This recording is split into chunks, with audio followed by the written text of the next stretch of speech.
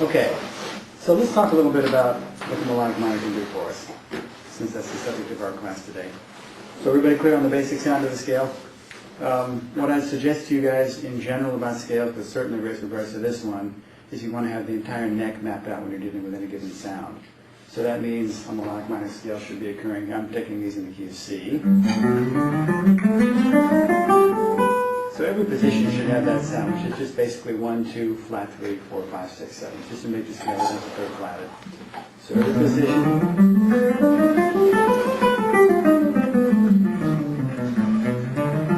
With me? Now the actual fingers you use are not so important as long as you're playing those notes. You look at different guitar players playing scales, they all have a different set of fingers. As long as you're playing those intervals, it doesn't matter. Now the next step, once the individual fingerings are learned, is to try to question. Nakareen just asked if you could speak slowly. Sure. Sorry, Nakareen. I'll speak a little slower. I've done clinics in other countries, and I have to remind myself, in some cases, that this is not someone's first language. So, sorry, Nakareen. So, basically, with any scale, we want to be able to have the entire neck mapped out in individual positions first. Okay? Then the next step is to practice combining positions.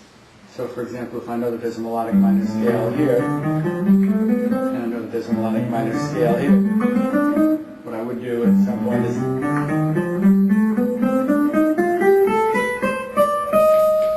so I'm not trying to do anything creative there, I'm just essentially trying to combine positions so that the neck becomes a series of connected fingerings. Now arpeggios, in terms of the basic arpeggio, is 1, if I start on the 1, 1, flat 3, 5, 7. It's like a major arpeggio with a third and flatted. So I'll do the same thing with my arpeggios. That's where it should be. Sometimes I can do that without looking. So, it does sound all over the place. That's the sound we're going for. So that's the basic melodic minor sound.